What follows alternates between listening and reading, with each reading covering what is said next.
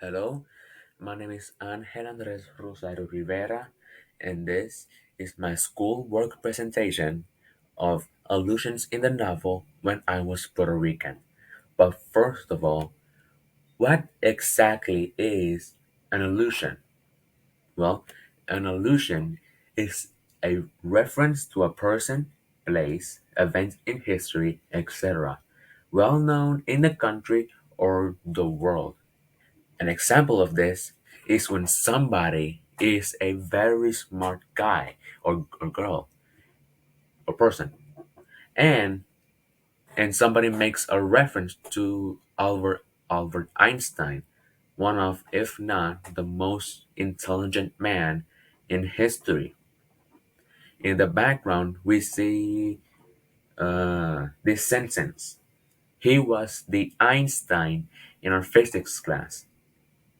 That sentence is referencing Albert Einstein thanks to somebody being a very intelligent or the most intelligent person in that physics class. But here is another explanation of what an allusion is, which is a figure of speech that makes a reference to people, places, events, or literary works directly or by implying them.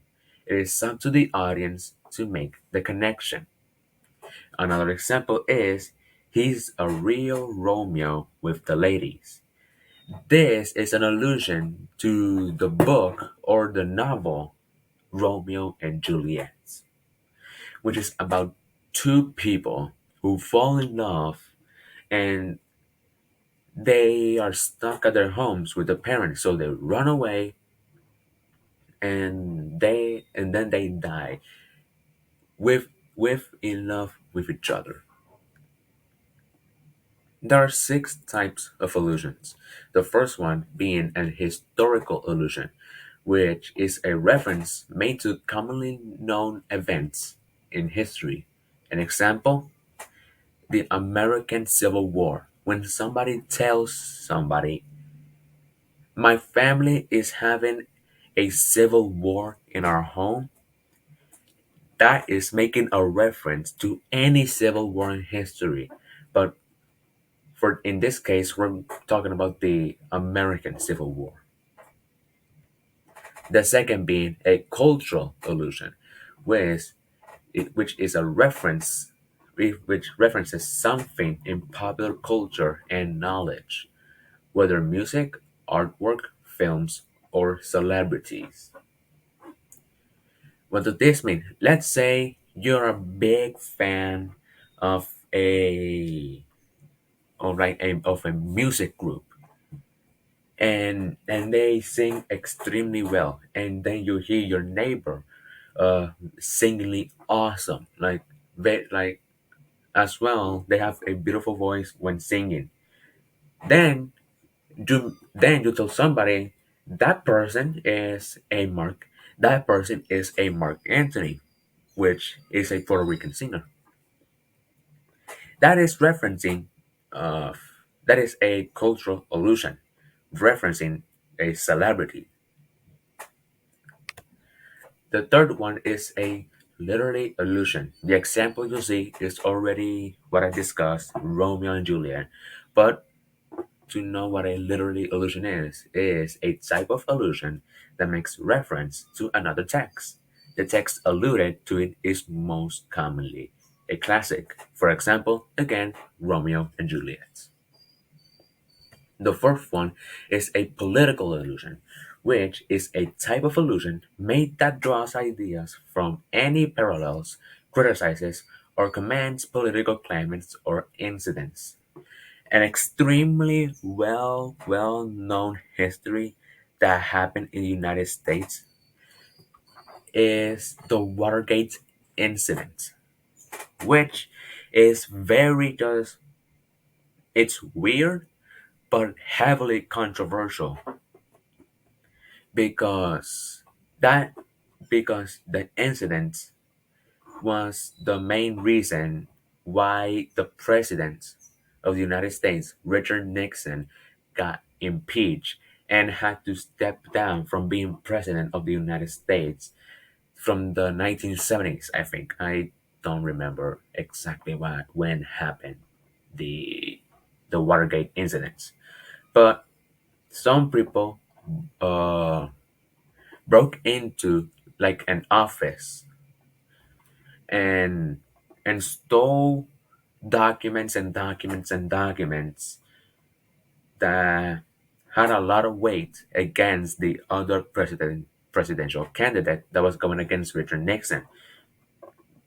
Nixon apparently had something to do with it because when trying to get evidence from when the Supreme Court tried to get evidence from him, it wouldn't give any. And after controversy before the Watergate incident, that's how Richard Nixon got impeached, basically. There's multiple videos talking about the Watergate incident. I won't talk deep into it because I'm already doing another presentation or something. Anyway, a biblical allusion, or number five of the types of allusions, is a specific type of literary allusion that is made when a writer makes a reference to the Bible. These are common types of allusions within literature because of how influential the Bible is and the number of tales in each of the Gospels. A good example is the story of David and Goliath. Goliath was this massive, massive human being, a titan or a giant. And David was a really small individual, and they both had a fight. And by David throwing rocks at Goliath with a slingshot, David managed to kill Goliath, and and that's how many people reference, oh, the small person beat the big guy, or he's David and he's Goliath.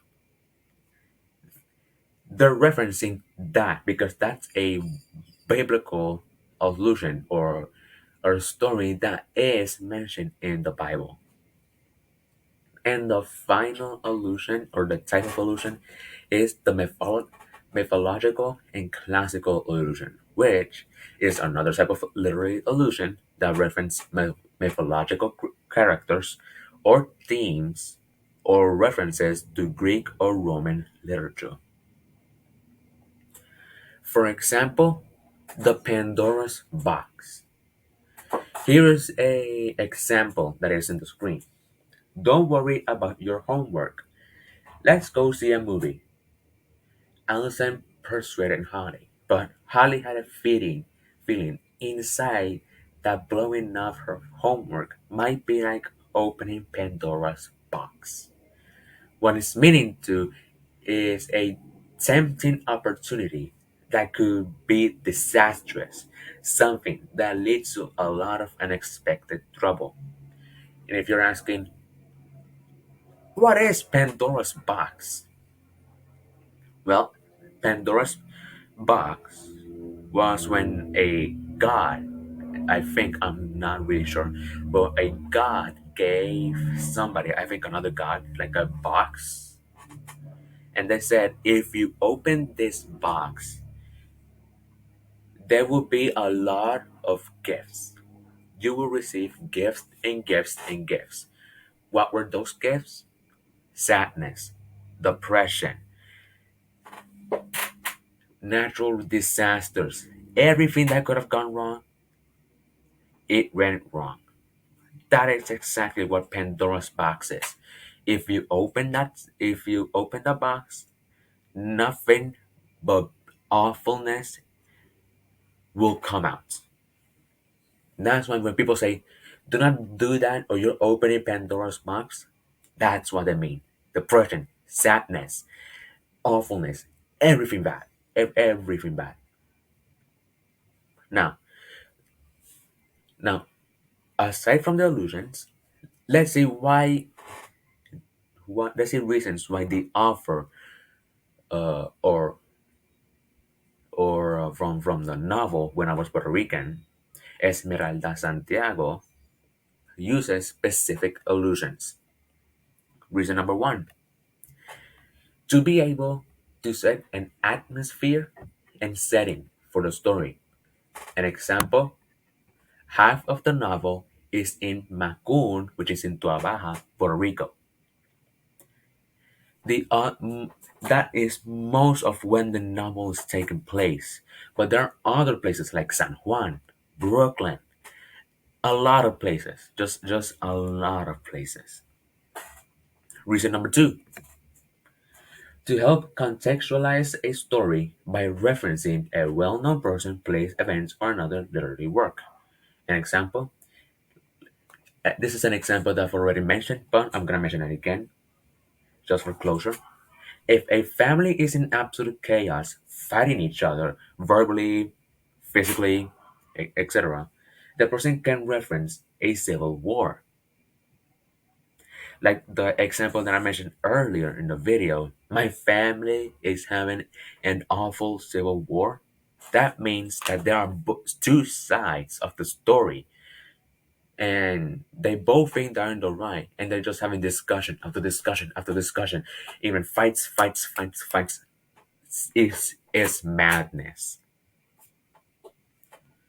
And reason number three,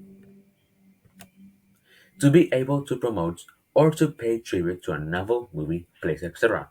An example, someone promoting the movie Avatar in that town.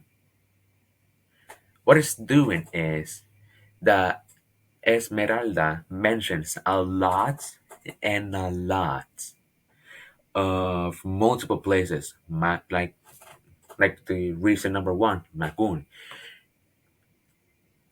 People who haven't been to Macun and they want to travel, that is a perfect place or a chance to read the novel and to find more about Macun, and to find more of that place, Macun. And then, if they want to, they can fly over to Puerto Rico, or they're already in Puerto Rico, they can drive or go to Macun so they can experience what Esmeralda was talking. But this story is placed in the 1950s and it's 2023. 70 or 80 years ago have already passed. So not everything is gonna be the same. But it's for you to like know what exactly life was like doing Puerto Rico. And that's another good reason. Because Esmeralda is promoting Puerto Rico a lot. People who haven't been to Puerto Rico, let's say you've lived your entire life in the United States, they can come to Puerto Rico and see how our life is. They can learn, they can experience, they can eat more things, etc.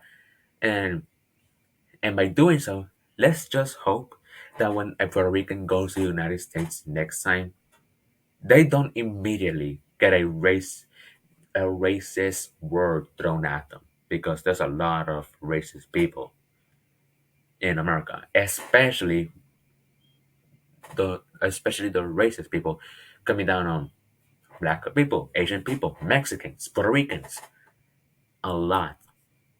And by doing this, let's hope that when a racist person comes to Puerto Rico, they don't be racist, nothing. They experience what we're experiencing and be like, huh, I'm a bad person. These people are having a tough time. But we do not live in a perfect world. So everybody knows that is never gonna happen, sadly. I'm going to mention finally 10 allusions in the novel. Number one, the Korean War, which is on page 18 in a PDF. There's also a book about it physically, but which is where I read it. But since I don't have the book, I went to PDF. And the Korean War is mentioned in the PDF. So, an example or where it is mentioned is on the radio, the newscaster talked about submarines, torpedoes, and a place called Korea where Puerto Rican men went to die. What is the Korean War? It's a 3-year war from 1950 to 1953 against North Korea and South Korea. The North Koreans being helped by the Chinese and the USSR, and the South Koreans being helped by the United States of America and its allies. That's why you see the border between North and the South, because the North wanted the entirety of the South, as well the South wanted the entirety of the North. So when tensions were being high, the war broke out, and after 3 years, you see that border between North and the South. That border was created thanks to that war. And yes, Puerto Rican men were in a unit. I think the infantry 105th, uh 305th. I do not remember. I you have to look it up. But there was a unit specifically for only Puerto Ricans. Hurricane Santa Clara and Felipe. Second allusion mentioned in the novel. Page 91 of a PDF. The radio said Hurricane Santa Clara was the biggest threat to Puerto Rico since San Felipe destroyed the island in 1918. Hurricane Felipe, let's start off with that. Like in the like the quote says, it destroyed the island in 1918. So now we know when San Felipe occurred, 1918.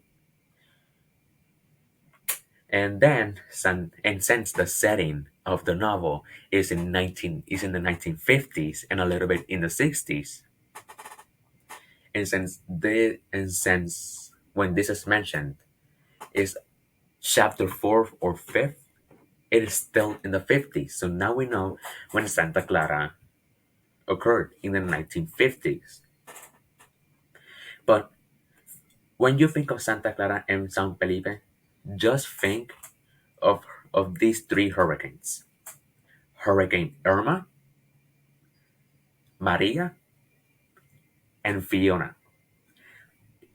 Irma, a Category 5 hurricane that I think devastated Florida the most. I don't know. Passed above Puerto Rico, where I live. But there were clouds that went in the island, but not much damage was done. Because where I live, the power went down and they came back up like after 3 days. Fiona, which is the most recent we've had, uh, that hurricane, which is the most recent, but I think where I live, our power went out for like a week, I believe. It devastated roads, mountains, a lot. But Fiona is not a match for Maria. Ay, Maria, Maria, Maria. Maria is a whole nother story. But what I will say this: where I live, Maria occurred in September. We didn't have power where I live until December. And to this day, people, Maria happened 5.5 years ago. Not half, but when it's September 2023, that's when it goes to 6 years. But 5 years ago, let's just say that, Maria occurred. And people had power before Maria. And people after Maria in 2023 still do not have any sort of power. Just candles. That's it. That's how you can see the corruption in this island. The island is a beautiful place, but when politically and economically speaking, it's just one ton of a corruption, just tons and tons and tons. President Eisenhower, allusion number 3, page page 64 of the PDF. These are two dialogues, so I will put a voice for one and the second for the other. Yeah? Well, who's the president of the United States? Eisenhower. The person saying Eisenhower is Esmeralda Santiago. And President Eisenhower was the president of the United States during the 1950s after President Truman, which was the president of the United States that, quote, defeated the Nazis because he became president during the war, and when the war ended, he was still president. His term hadn't ended. He still didn't go through those 4 years of presidency. But then after Truman came Eisenhower, and that's in the 1950s, which is why why he's referencing Eisenhower, because at the time he was president of the United States when that dialogue was taking place. We're gonna go to another character mentioned almost in the same dialogue, but that's in another number. For now, we're talking about Marilyn Monroe, allusion number 4, page 197. And I remember this, chapter 10, Angels on the Ceiling. That's the name of the chapter, Angels on the Ceiling. That's when Esmeralda Santiago, or in the story, she was called Negi, because that's what her parents gave her that nickname. Because in the story, she was the most negrita of the family. I'm not being racist. That's that is what her parents called her, Negi. But that's why I'm going to keep her calling her Negi, because it's way more easier to mention the word Negi than Esmeralda Santiago. But anyway, after let's get to the presentation. So, Marilyn Monroe was a figure. I don't know a lot about her. Actually, I don't know anything about her at all. But what I do know is in the quote that is mentioned here. That summer, Marilyn Monroe killed herself. This is when Esmeralda Santiago was living in the United States in Brooklyn. She moved out of Puerto Rico and moved to Brooklyn, to the United States, or to New York. I do not know. I think this is final, like late 50s, early 60s. I do not know, but it's between that time period, 1958, 1962. During those 4 years, I'm not sure, that's when the event took place of Marilyn Monroe's death. Next solution, multiple TV shows, almost in a row. Page 157 of the PDF. Some of you might recognize those TV shows, obviously in the middle of the page, Tom and Jerry, but there are multiple TV shows mentioned, which in the quote it says, "We had watched television before, but this was the first time we were captivated by the figures on the screen. Tom and Jerry, El Pato Donald or Donald Duck, and El Ratoncito Mickey Mouse delighted us with their adventures," or Mickey Mouse, like he said.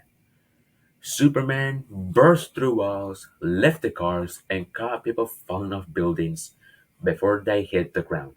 Tarzan let out mighty yelps and swung from limb to limb on vines that looked suspiciously like ropes decorated with sweet potato vines. If you want to know about that, this video is already getting a little bit too long, so I'm just gonna cut it right here and you can just Google it. The Spanish American War, Allusion number 6, page 66. This is a quote or like a dialogue from Esmeralda Santiago's or Negi's father, Pablito, or in the story Papi, which which he is telling this to Esmeralda Santiago or Negi. In 1898, los Estados Unidos invaded Puerto Rico and we became their colony. A lot of Puerto Ricans don't think that's right. They call Americanos imperialists, which means they want to change our country and our culture to be like theirs. So, the Spanish American War uh, basically boiled down to this. Spain had almost control of the entirety of the Caribbean, the Philip, and other places like the Philippines, but the entirety of the Caribbean, the Puerto Rico, Jamaica, Cuba, República Dominicana, and Haiti. But these two countries were already together. I do not remember what the names together were. That's not important. But the United States sent a boat to Cuba, to a port in Cuba. And after like a couple of days, the boat mysteriously exploded. That caused a war between Spain and America, aka the Spanish American War. It only lasted in 1898, but it commenced in April and ended in February. They had to sign, and since America won, America took every single colony that Spain had, the Philippines and the entire Caribbean. They didn't took everything, but in their vicinity, and they took the Philippines and the entire Caribbean under their wing. And since then, since that day, when the American came, when the Americans came and basically took control of Puerto Rico, a lot of things have occurred. And to this day, after 1898, Puerto Rico is still trying to figure out what their status is. Recently, in December, there have been a an event in the White House or I don't think it was in the White House, but somewhere in Washington D.C. The capital. It was the capital, and they s- they were dealing with the status of Puerto Rico, and they were one step closer to figure out what path will Puerto Rico take. Will there be independence, a a state, if independent? We don't have to rely on American support anymore, even though we'll be their ally, which even I do support being independent, but I do not think it's a good idea because thanks to how the amount of economic problems, political issues, and violence that is in Puerto Rico, if we be independent, we'll be on a steep decline really, really, really quick. If we be a state, we'll become the 51st state of the United States. But people do not want that because we fear that our culture, everything that represents Puerto Rico will be taken away and be replaced with American history. Or we can be an Estado libre asociado or a free associated states, which is what we are right now. We're a free associated states of of los Estados Unidos. What does that mean? It means that we are basically a colony, and since we're basically a colony, we get help from los Estados Unidos, like technology, food, equipment, whatever. But we're basically a part of the of Estados Unidos, but we don't have the right to vote for presidents of the United States. We do get visas. Since we're basically colonies, that means that we're American. Whether you like it or not, right now, like my teacher said, Puerto Rico is los Estados Unidos.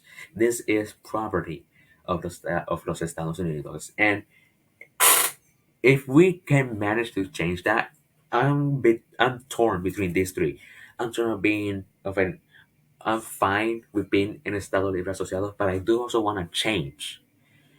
Independent, Estado Libre Asociado, or free associated states, or a state or the 51st state.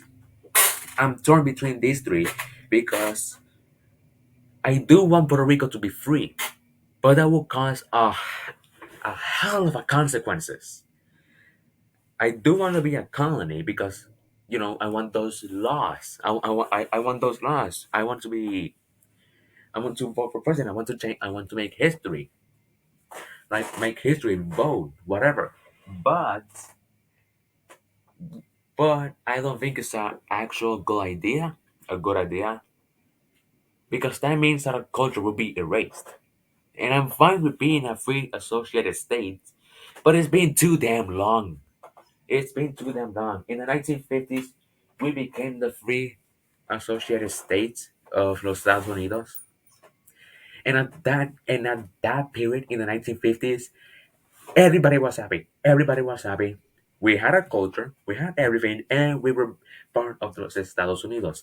But now that has to change. It has to upgrade. It has to upgrade like our state. If we still be a free associated state, eh, there needs to be um like changes to that, or is upgrade or something different, independency or state. One of those two. It is either upgrade or independency or state. One of those two. But anyway, let's just skip to the presentation. Taking too damn long. Number seven, allusion. Luis Muñoz Marin. This is in the same dialogue of when President Eisenhower was mentioned. Luis Muñoz Marin was the first governor of Puerto Rico that was elected by Puerto Ricans because before him, uh, there were governors that were elected by the United States. But Luis Muñoz Marin was officially the first governor in Puerto Rican history that was elected by Puerto Ricans. Page 64 of the PDF is, oh, you could have asked something really hard. Everybody knows it is Don Luis Muñoz Marin.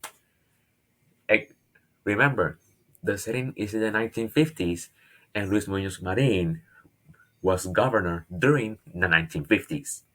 He is also the man that got us to be a free associated state. I'm not gonna cannot keep talking about that. My head hurts just thinking about that.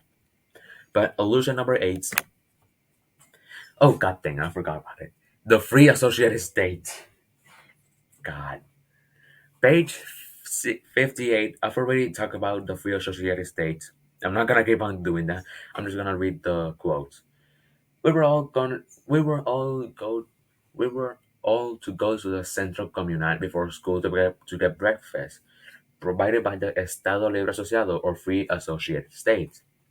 which was the official name for Puerto Rico in the Estados Unidos, or in English, the United States of America. I'm not gonna keep talking about the Free Associated State. That's a whole political issue. The Daybreakers Club, page 17 on the PDF. Early each morning, the radio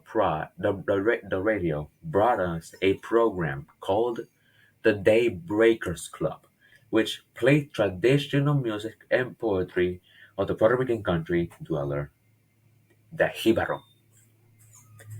I don't know much about the Daybreakers Club, but you can Google that because I won't be Googling that in the middle of a presentation. And finally, number 10, Roosevelt Base, page 166. I don't know much about the Roosevelt Base, but I felt that base was in Puerto Rico and I think it shut down. I think. I am not sure. But you can again find out information about that. I'm only talking about this. And let's just I want to be done with this. So, my family is from Ponce, but my dad is stationed at the Roosevelt base. Again, placed in the 1950s. In the 1950s, there was the Roosevelt base, and this is also making an allusion in this same dialogue is making an allusion to Ponce, another pueblo in Puerto Rico, a really big one. Ponce is one of the biggest uh, places or pueblos in Puerto Rico. But that's it. That's the entirety of the presentation. Thank you for watching. I'm tired. I'm gonna go to bed. I hope you like and subscribe so I can just keep on doing this and hopefully get money out of this. Thank you so much and have a wonderful day.